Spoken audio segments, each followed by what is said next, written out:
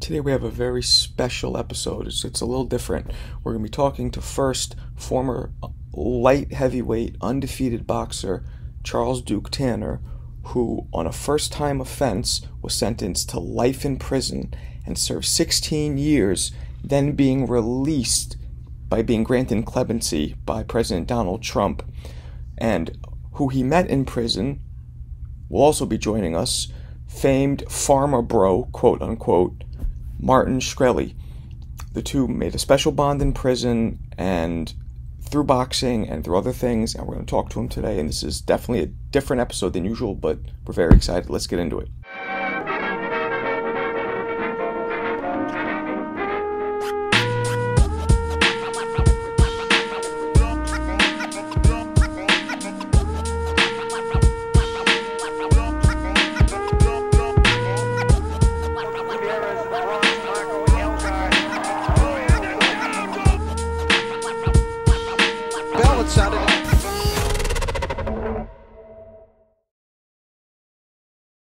Said your family's from Albania, correct? Yeah, we're Albanian. A lot of good fighters from Albania. Maybe not so much on the boxing side, but certainly in the MMA side. And there's some boxers. There's one guy, the Kosovo kid. But in general, it's a belligerent fighting country. So. Oh, completely. Yeah. I grew up here too, and all the Albanians were definitely known to have wild tempers. Wild temper. You know what it's like. All right. Oh yeah. So you guys knew each other. You guys met while you were in prison, correct? Yeah. And you told me, Martin, that he taught you how to box a little bit. No, Duke. I'd let Duke introduce himself because he was a professional fighter. Uh-huh. Only fighting I do is with my keyboard and fingers. I'm one of the best. I'm undefeated heavyweight champ at that. But yeah.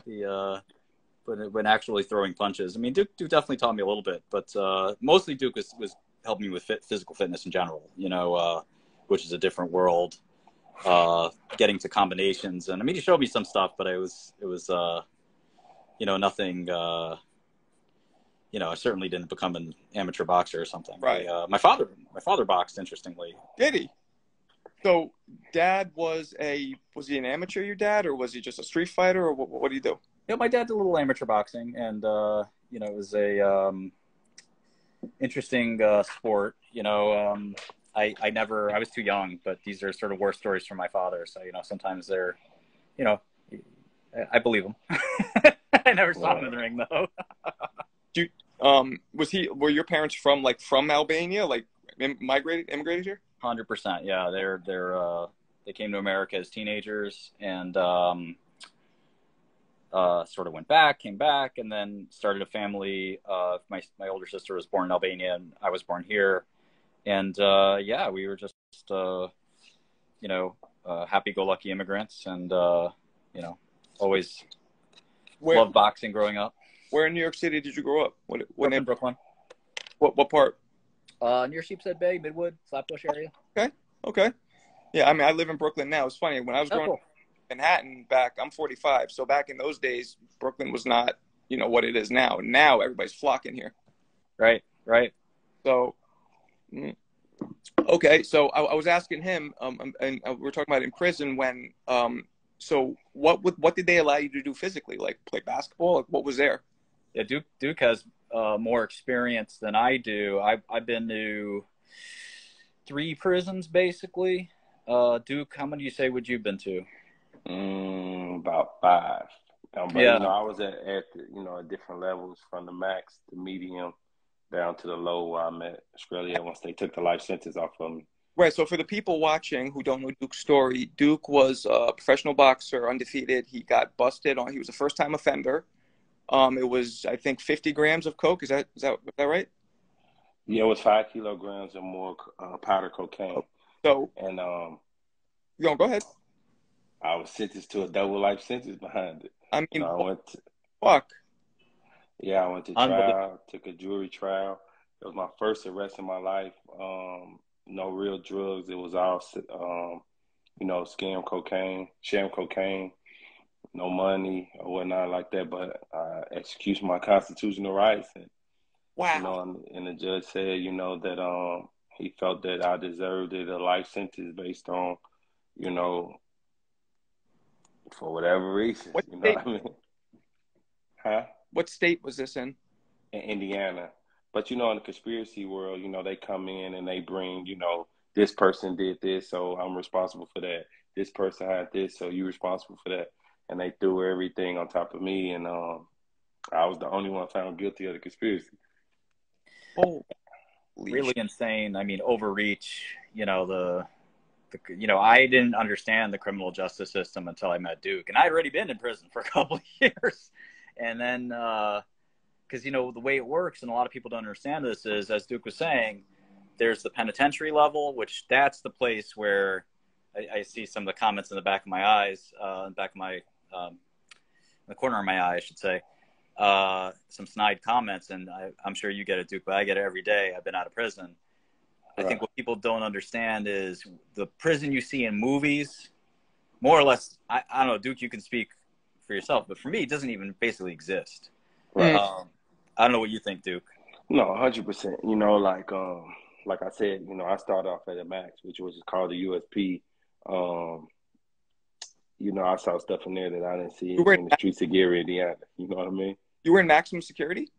Yeah, because I had the life sentence. I had camp points. I came in with 4 points, but they put me in the max, and I did 8 years behind the wall in USP Terre Haute as well as USP McQuarrie. Then when they knew the life sentence was going to come off me, they hurry up and got me out. So, that was a big change as well, because we went from, you can't cut the line, you might get stabbed up. Or if you do, it's no disrespect to where they dropped me to a low to where you got guys screaming all night and doing all type of crazy stuff. So, it's a total different ballgame. So people always use the term, it's like a country club, the federal prison. I doubt it is.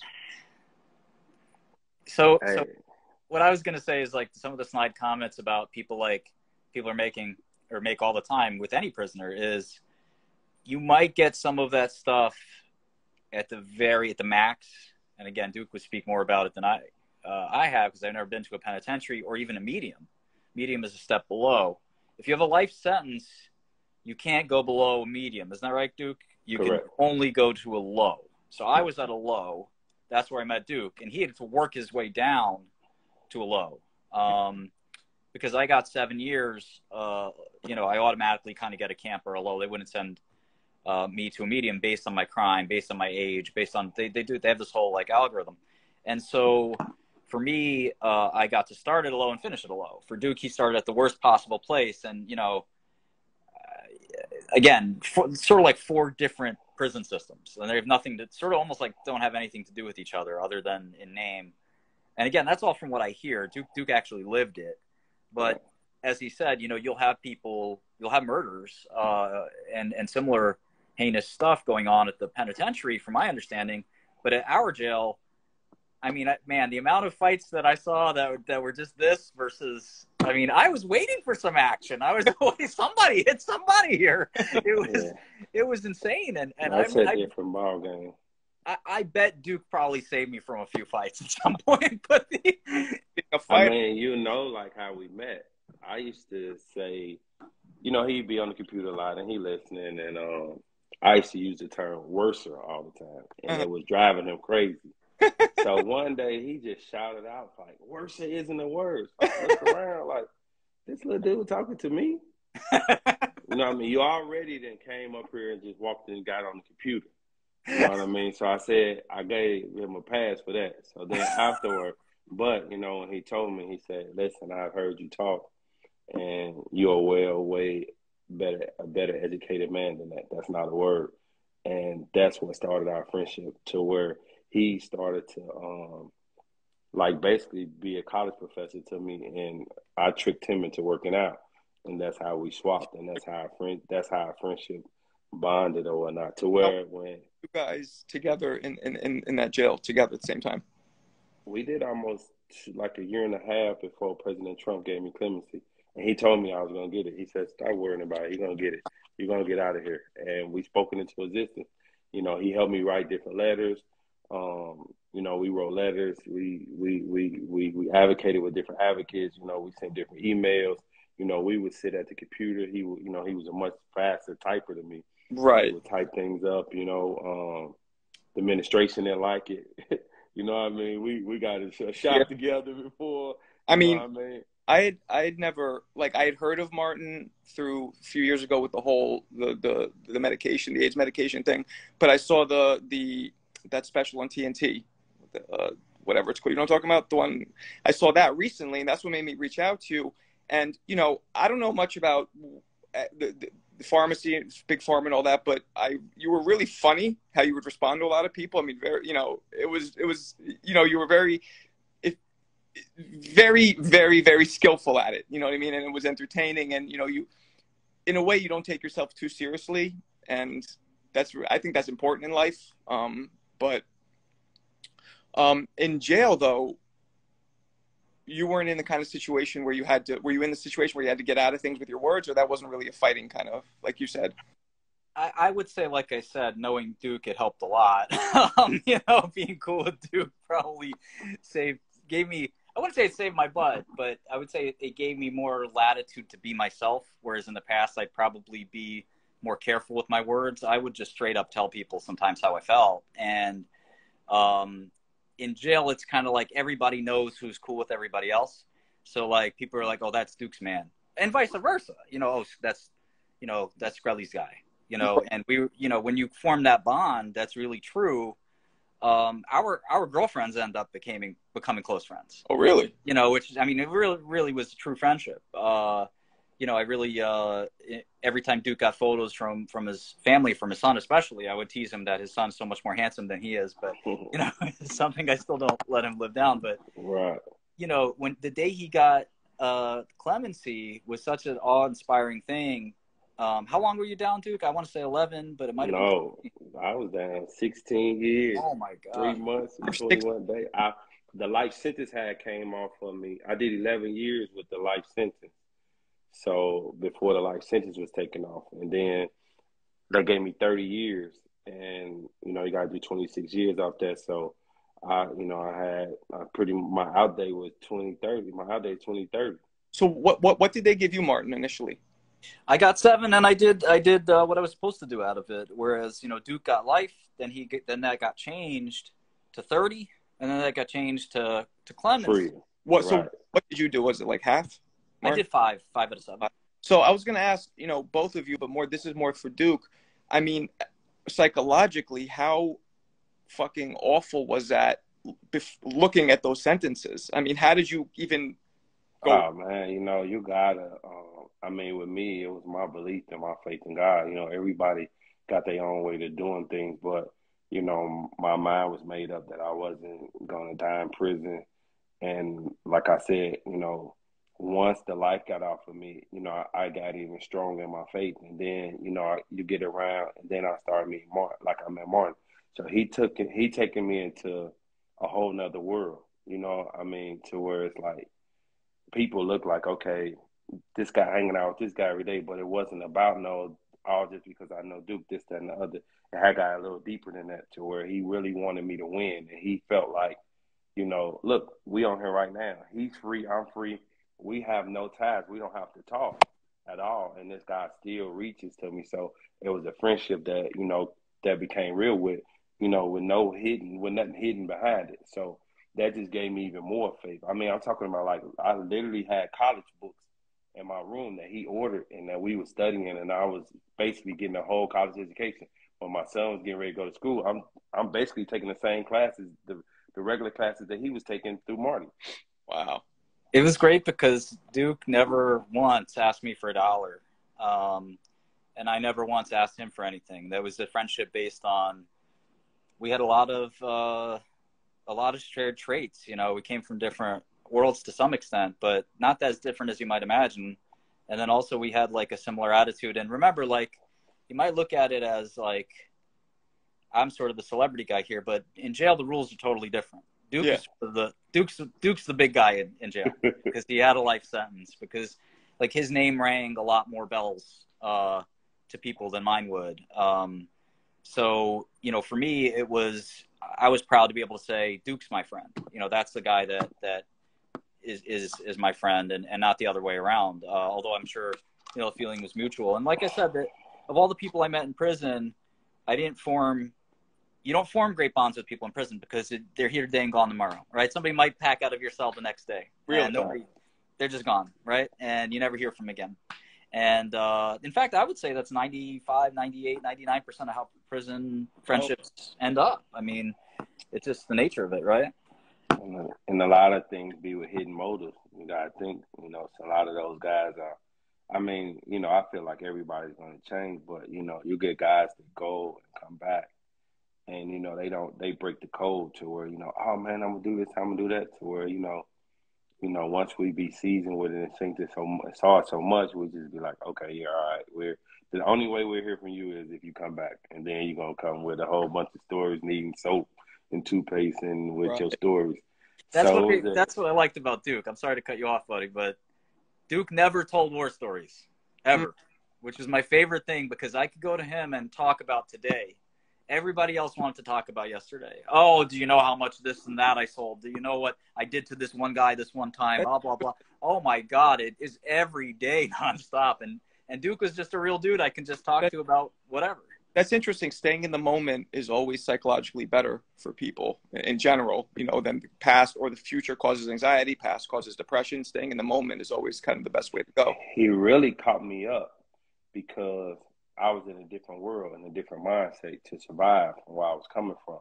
So those months that we did talk, and then boom, they kicked me into the real world. Where the last phone I bought was you were before Martin got out? Yeah, I got out October 21st, 2020.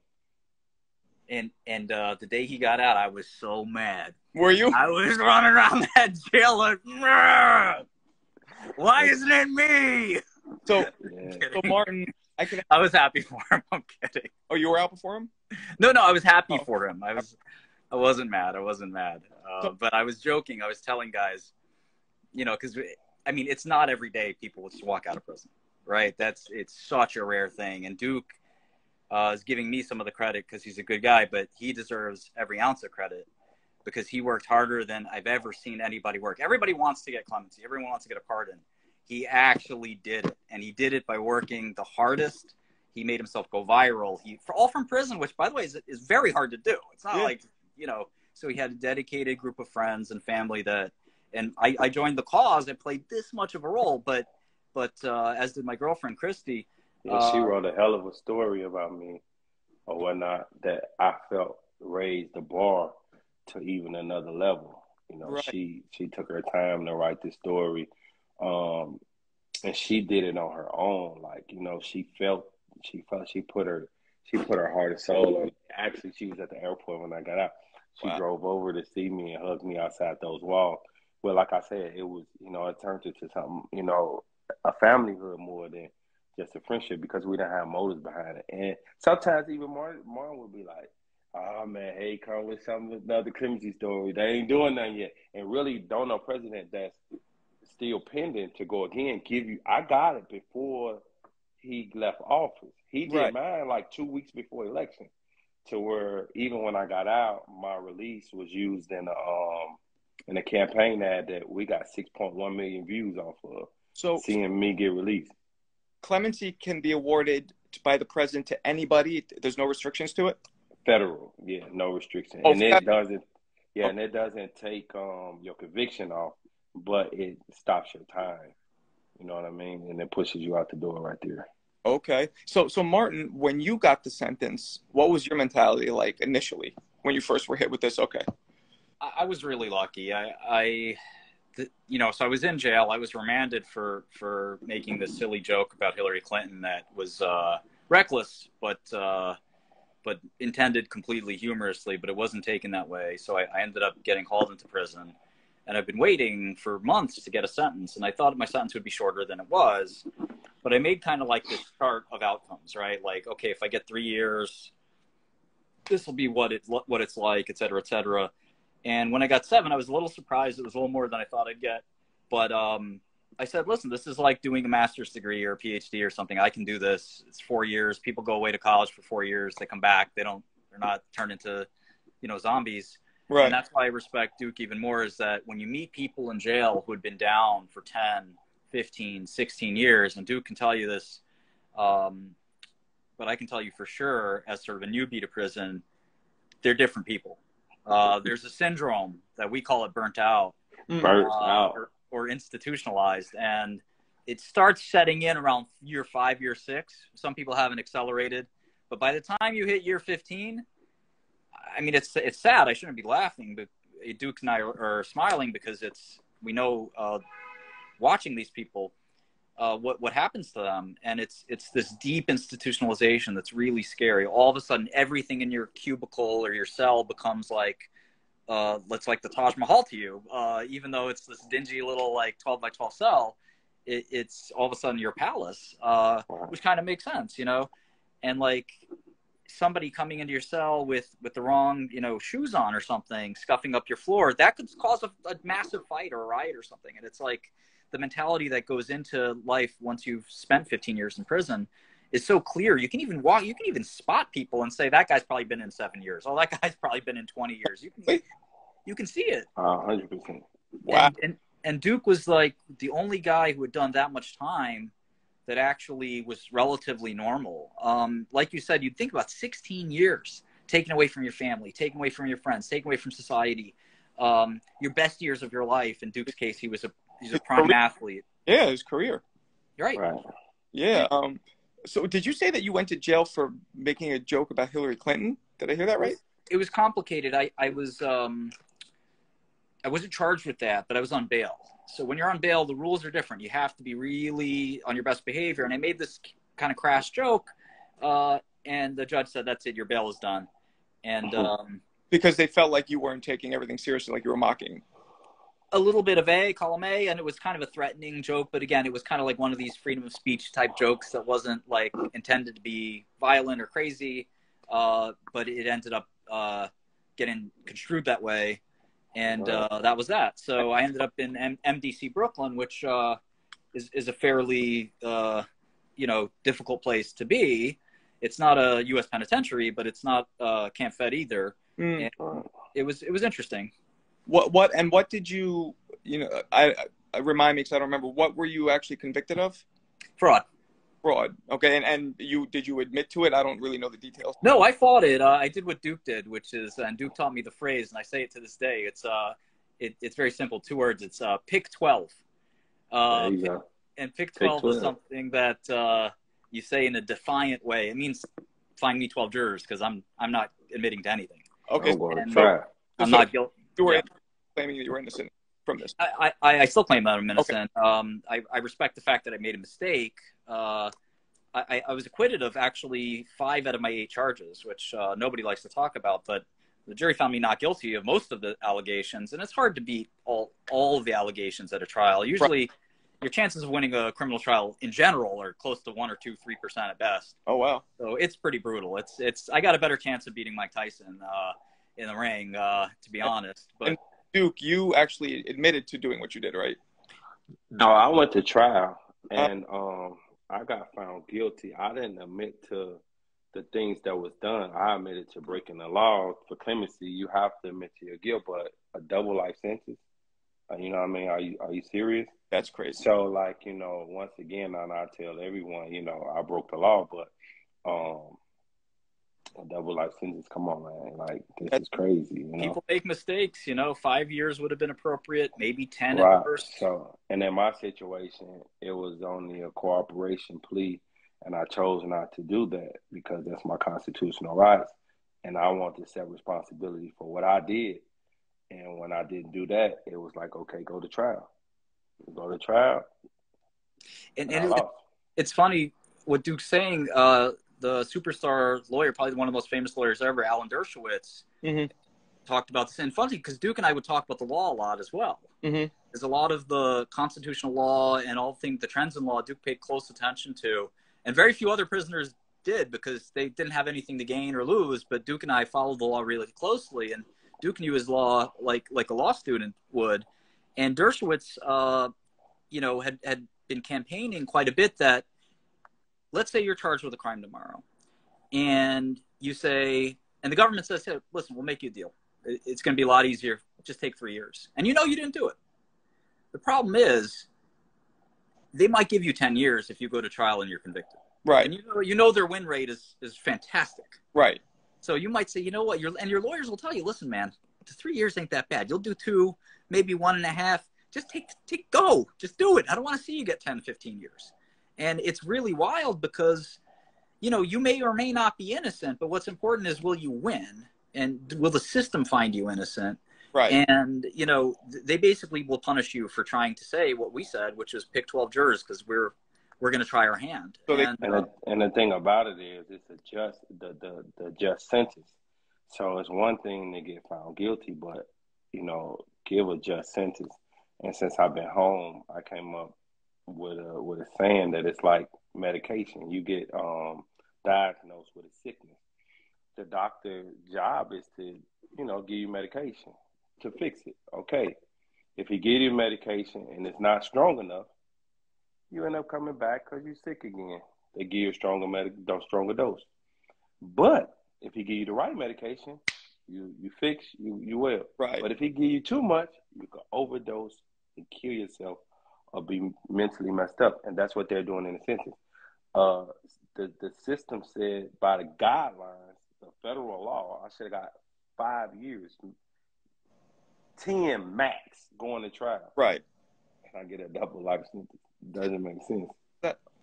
You know what I mean? So we look at guys, even in Martin case, some cases that we was reading, guys, quote unquote, did what he so-called supposedly did 3 times the dollar amount, didn't do other things, that he did, to fix the problems, and they got less time. Well, I feel like, Martin, do you think in your case it had to do with what happened with the AIDS medication and then how you would kind of, you would you were very humorous, you would kind of poke a little bit. Do you think that had anything to do with the sentence or no? Most people think so. I'm like the eternal optimist and almost like naive, and I think meeting Duke actually cracked my optimism forever because it showed me that there's still people out there that, will not be fair. And judges are supposed to be the epitome of fairness, right? Justice is blind and all this stuff. And, I got to tell you, one of the things that I couldn't get out of my head going to prison is prison's about, the statistics differ on this, but anywhere between 60 to 80% minority.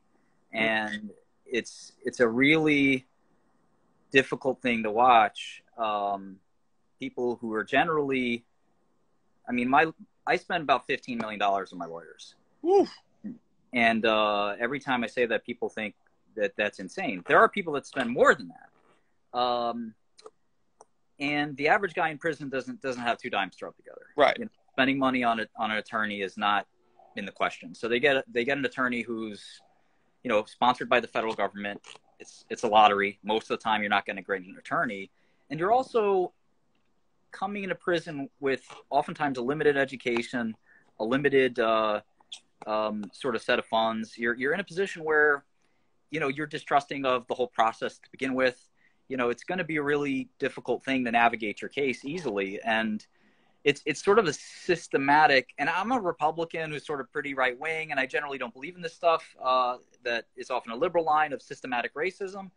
But I saw it with my own eyes.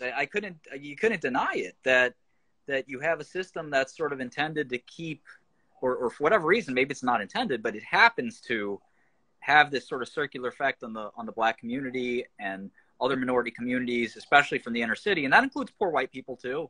Right. It's often something that you see just in poverty.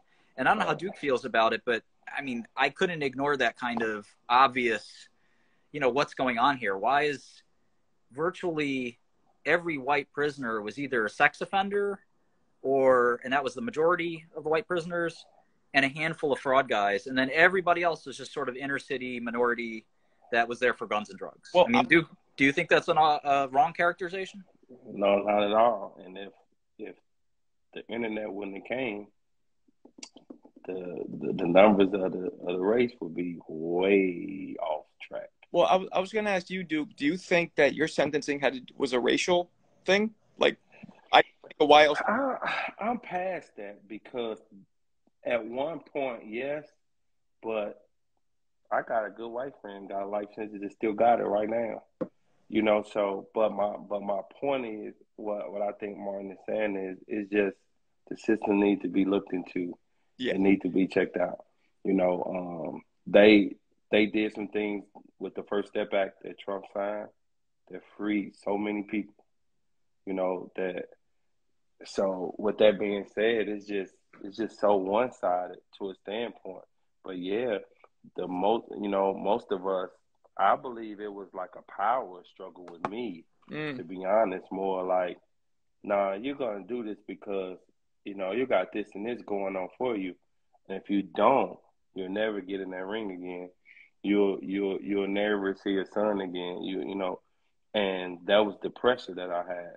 And like I told Marty, well, I'm picking 12. We finna go see what happened. And that's what. And then in a way, the DAs almost get, or whoever prosecutes almost get spiteful. Like, oh, you're going to make me go through this? Now I'm going to hit you with the Exactly. Yeah. Marco, can I ask you? Yeah. So often you hear about, and this is again from I've been through Mayweather fights. I like boxing, and I want to talk about boxing. But and this is my segue, is many times you hear about, and you see it in movies, and it's probably trite at this point, but you see the boxer training in the hood, and he said, "This is my way to get out of the hood," right? And you hear that every day. And invariably, not everybody's a good boxer, and there are people that want to get out of the hood in other ways, and they do it illegally, and they end up in prison, and ultimately there's no real path to recidivism, to redemption, where in prison there's the reason I was working with Duke, teaching him all kinds of subjects, is nobody else was doing that. There's no school in prison. There's no way to actually help people get up and sort of get them into a position where once they leave prison, they can do other things. Right. I think again, you see that sort of very trite, almost done to death in film and stuff like that. Oh, Johnny's a boxer. He's going to take his mom out the hood and his little brother and, all this and that. And it's a teary-eyed movie. But the reality is there are millions of people like that. And I think the system that we have in the prison system is messed up. But it's also the system before the prison system, and all the other things that end up leading to people end up going to prison. And I sure hope that the White House does something. And this current White House, unfortunately, hasn't done anything from what I could see, Duke. I don't know. No, it hasn't done anything. And like I said, it comes to that. People come home, and I'm a prime example. Like, the technology was so fast for me. So you didn't have any kind of technology those 16 years? Nothing? What I learned was from Martin. I had to trust someone to really show me how to set the bank account up and put it on my phone. And you see it in the message earlier. I didn't know what you was talking about when you said link in. So I'm like, call me, explain it to me. I don't know what you're talking about. Like, what's right? Yeah, but in a way, it's sad because it's so much money being put into these systems. It's not going for it.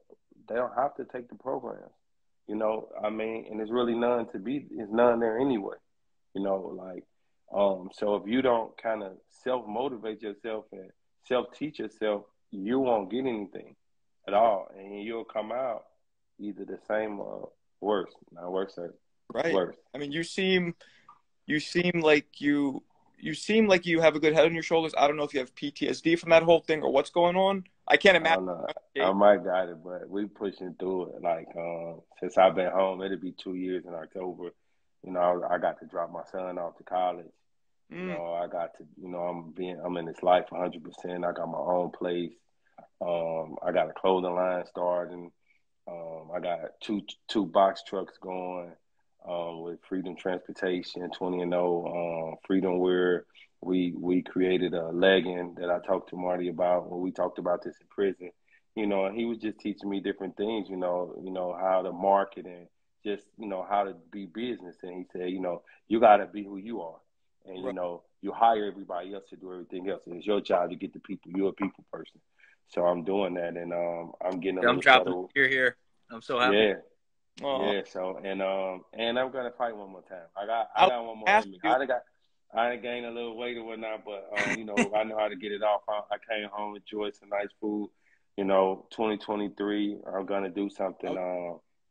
Because I read, you know, I did some research on you, obviously, and I had read that you were making a comeback. You were planning a comeback fight, and I saw that it didn't happen. At least it's not on BoxRec. So I was curious what the deal is. No, what happened was they gave me a hard time with my license. You know, that's just how the system goes. You know, I come home and had to pay a fine. You know, they had suspended me and for catching the case. And I'm like, you know, I mean, what is this? So, you know, it was up there first, so we fighting back and forth, but At the state of Indiana. the Indiana Athletic Commission? Yes. Okay. But it was all over, so but you know, it can't be the first boxer to get a felony. Right. And they fined me and then actually but the state of Indiana worked with me, you know, I mean, the one lady that's over the boxing now, you know, take my hat off to her. She fought for me. She got the fine down the lowest she could, and everything's getting settled now, so I'm good. The fine has been paid. So we're in process of getting a full license. I just got to go take a physical. We get the license, and we're looking for 2023. Okay. So you're gonna have one fight, or you want to have a few? To be honest, man, you know, I keep looking at all these guys jumping out here, man. You know, I'm looking into one of those YouTubers. You know, Floyd was a little guy. You know, I think I could get to like 210, 220. You know, I'm thinking about one of those brothers. And so now it's out in the live and in the opening now. So, you know, if one of them wants to smoke, they can come and get it. What do you weigh now? I like about 250. I could get down to like 220 easy, 210, 15. How tall are you? 6 foot. Okay. You know, Jake Paul is going to be fighting Hassan Rahman Jr. Yeah. Yeah. Tommy Fury pulled out, or he had some visa problems, which I don't really understand because he's affiliated with an Irish mobster. I don't really get what that meant. But he pulled out, so now Jake Paul's going to be fighting Hassan. So Jake Paul would be a good fight for you because... Yeah, because he's like about 210, 205, right? Yeah. Guys, yeah. That's the one I'm talking about, you know, so... If he's hearing this, you know, you could contact me and we could set it up. So let me ask you this, and I ask everybody on our show. Now I know this is a bit of a deviation from the normal show, obviously, but I always ask my guests this, and I'll start with you.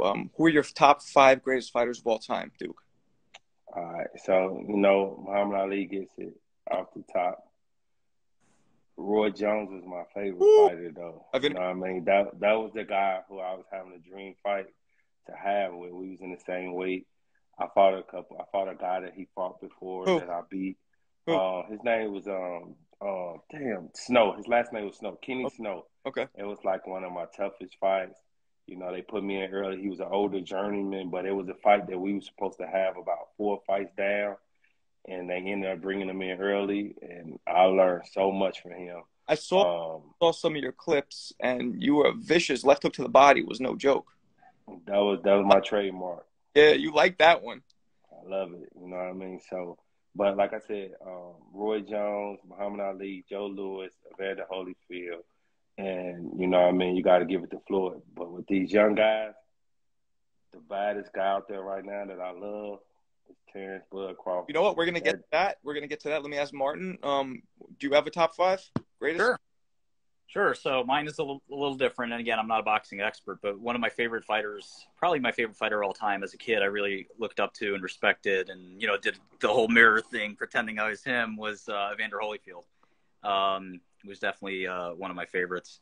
I got to go with Tyson just because you know he popularized boxing. He polarized the world. He was such an amazing powerhouse fighter.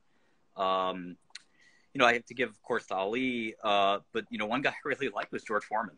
You know, he's sort of, I think was sort of, I don't know. Again, I'm from the outside looking in. But, you know, I think it's, you know, his sort of record as a boxer for fans of today, you know, sort of, he gets lost on them because he's done so many things outside of boxing, I think. Lennox Lewis always impressed me as like this, you know, gentleman's boxer, you know, always like that. And then certainly watching Floyd in Vegas a few times was an absolute blast. I flew out the whole company on a private jet to go see Floyd fight Pacquiao, and it was a blast. we got a taste of the whole like prize fight feel kind of thing, sitting next to Nicki Minaj and Dave Chappelle and that whole like world of like the big fight, kind of thing. We experienced it, and it was a lot of fun. And next time there's a huge fight like that, I think I got to take Duke out on the private jet, and we gotta go do it up. Right. Okay. Those are good. So now the next question, which you kind of started answering, who are your current top 5, Duke? Bud Crawford, man, that dude is amazing. I think he's gonna beat Spence. Me too. I like Bud Crawford. I like Tank. I like Shakur Stevenson. Okay. I like the Charlo brothers. I like both of them. And be watching out for this kid named Breon Gorham from Houston, Texas. Okay. It's my nephew. He's 12-0 with 11 knockouts. Oh, okay. 21 years old. Punch with both hands hard. Okay. And he just got to spar with Shakur Stevenson, and to check him to see where he's at. And it was he got some good work, and I can't wait till I can move around a little more and be with him. And when I go to training camp, he will be there for sure. So, just to get, I want him. He just got to sharpen up a little bit, but he's still young. He's growing, but he punched hard. His name Breon Gorham, grind time. Look him up. Look him up. He got that 1-2 knockout. He just beat a guy that the pit bull guy went 7 rounds with. Mm-hmm. He stopped him in 2. Okay. A body shot. Same body shot. Okay. Martin, do you follow current boxing? No, I'm out of the loop.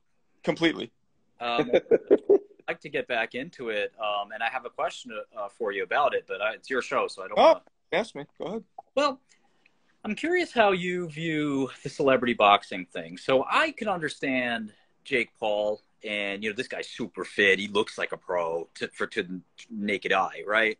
He's fighting with pros, and he seems to be holding his own to some extent. Again, I leave the expertise to guys like you and Duke. But help me understand on the lower level, are people doing fights? And the reason I ask this is there's a rival of mine, kind of, similar profile, super duper rich, big shot, big mouth. And he even said, I'll fight Martin for money. And I'm like, okay, listen, I know I got the dog in me. I mean, I got the fighter spirit. I don't have the body. I can get the body. 6 months, I'll get the body. Okay. I failed at a mother effing thing. Okay.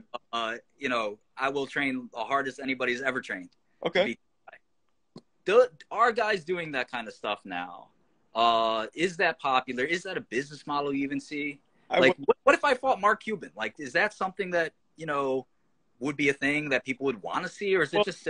Let me ask you first, who's the person who won the fight, or you not want to say? I'll say his name's Jason Calcanis. Okay. And he's, I don't know what you do with language on this thing. I don't want to say anything. First, all you want. Yeah, he's pussy. And I would not beat shit out of him. So that's his point blank. But he's a little older than me too, so he I don't know what he's thinking.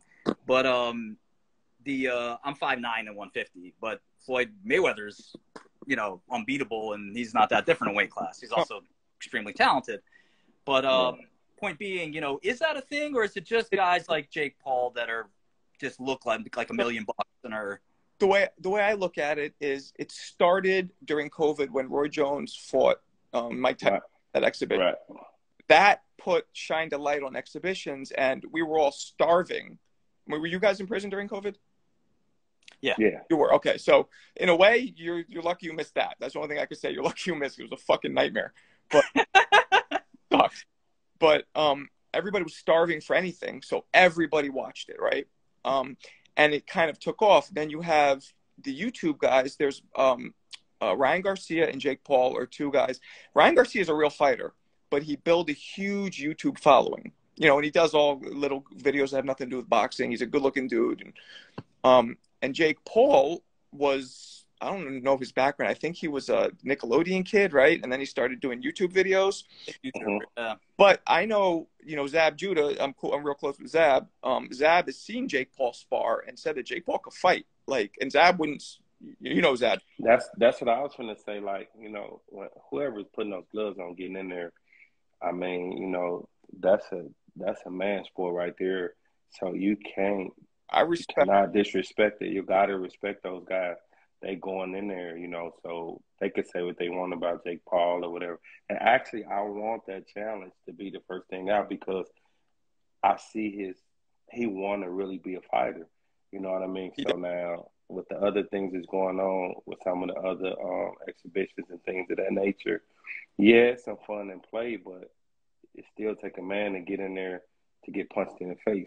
Because you getting punched in the face, you're gonna get hit. You know what it's like. You know, I was a pro. I was an amateur as well. That's why it's so easy to criticize, but unless you've been in there, you know what I mean? Nobody should criticize any fighter. Like, I hate when people call fighters tomato cans or bums. Anybody who gets in there has balls.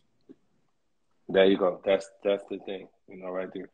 Yeah. So I think. So Marty, if you want to fight this guy, I'm gonna train you for the fight. We're going at it. Let's go. Did he really offer to fight you? Was it serious? I think he was semi-serious. And another guy who's had a knockoff is Charlemagne the God. This guy's just been asking for an ass whooping for a long time from a lot of people. He's a radio show guy. This is everyone. Martin, I actually own a comedy club in Brooklyn. That's like my full-time job. So I know Charlemagne, you know, well. I know him well too. I was on his show, and I had to resist myself from turning that into a boxing match. Well, I didn't see it, but I know he tends to. I didn't see you and him, but I know that he tends to. It was bad? No, he riles guys up in general. I mean, Birdman almost took his head off. Yeah. I don't think he even has a dream of ever becoming a physically fit guy. I played basketball in high school. I wasn't a boxer, but you know, I was very, very fit at one point. I can return to that at some point. I focused on growing my bank account instead of growing my biceps, but I can switch. Right. So he's another guy you'd be interested in throwing down with. Would love to. I mean, I think half the world wants to see Charlemagne get knocked out. So it's. I think you know, with your background, you know, and your notoriety, I think it'd be pretty easy for you to get a fight. You know what I mean? Now, a lot of people want to get knocked out as well. They want to see you get knocked out. That's the thing. So they gonna want to happening. Thing like the same thing with Floyd Mayweather, with Muhammad Ali. People either want to see them win or get fucked up, but either way, they're going to pay. They're going to watch. Yeah, you know, I could do an exhibition. I mean, I could beat the undercard I meant for a more serious fight. I mean, but Soldier Boy, did Soldier Boy ever fight? I know he talked a big game about doing it. I like him. I'm friends with him. But did you? No, I'm cool with the guy who runs the Celebrity Boxing. Like I'm actually going to be working with them, doing a podcast with them. But I think he might have fought on that. I'm not really sure, and that's blown up. All of these things have blown up since the Tyson Roy Jones exhibition. So now's the time. Yeah, because a couple football players fought. Yeah. Ocho Cinco fought. Yeah. That's the football player. Yeah. He was winning. He was winning and got caught at the end, you know. He was kind of winning, got caught with a good shot, but he got back up. Like I said, it shows, you know, like you said, they got balls. They getting in there and punched in the face. It take a lot. Yeah. But right now, though, Bud Crawford is the GOAT. So has this celebrity stuff brought attention to mainstream, sanctioned boxing? Well, no. Yes and no. So a lot of fighters are very upset because Jake Paul's coming in and Jake Paul's second fight, he made almost $1 million. And you know, Duke, you know, how many fights did you have? You probably made nowhere near that. Man, I ain't made over 15,000. There you go. So a lot of fighters on TV are pissed off. And that was a TV fight. Mm-hmm. Exactly, on ESPN, right? I saw that one. So a lot of fighters are very angry at Jake Paul, but the truth is, it brings more eyeballs and it brings casuals, as they call them, to the sport who otherwise wouldn't be there, wouldn't give a shit.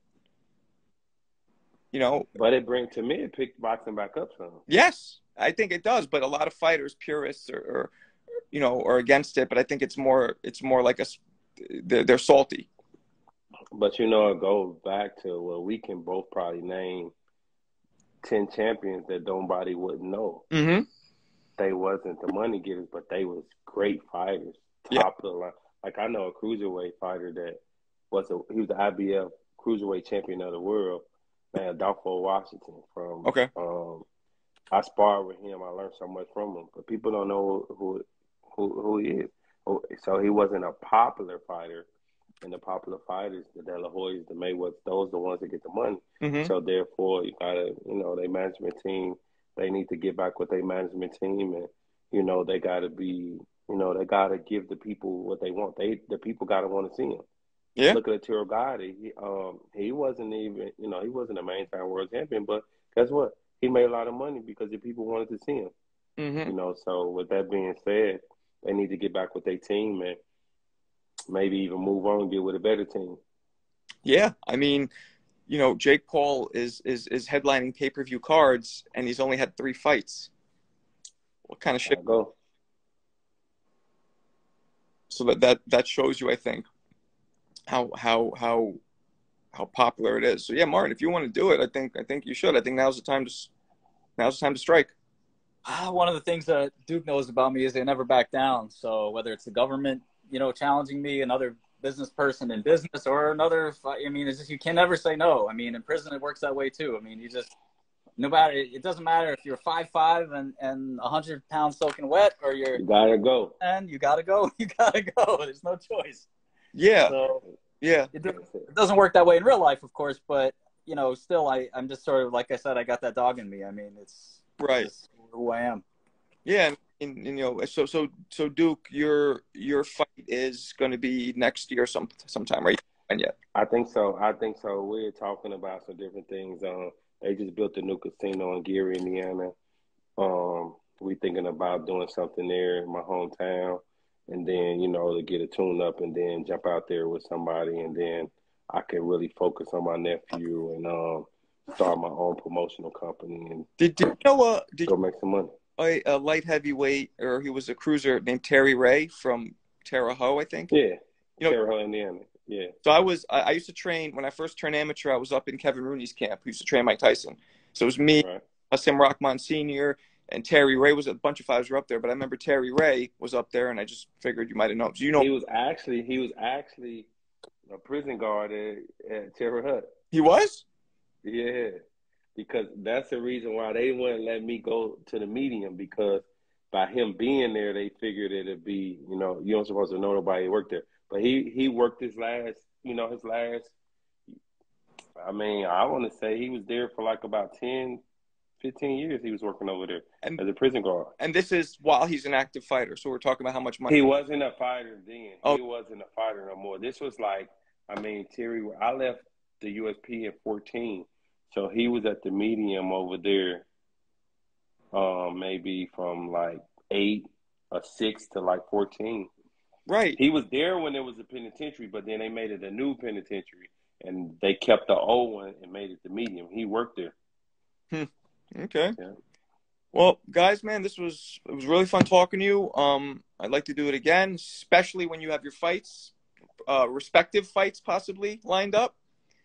We could That'd be great. We might make this Jake fight. Marty might promote the fight. Who knows? We're gonna talk. He might become a promoter. I don't want him to fight. He can just get in the promotion business. That. Yeah, I could fight with my mouth better than maybe. I think he'd be a hell of a promoter. I saw him in action. Yeah, right. And Martin, I'll message you in the back channel. But if you ever want to come by the comedy club, I don't know if you're doing stuff like that. Yeah. My pleasure. Thank you. Man, it was an honor, man. Thank you, Marty. Thank you, bro, man. I'll be talking to you, man. You guys take it easy. Thanks. Okay? Take care, guys. Appreciate it. All right, I'll be. All right.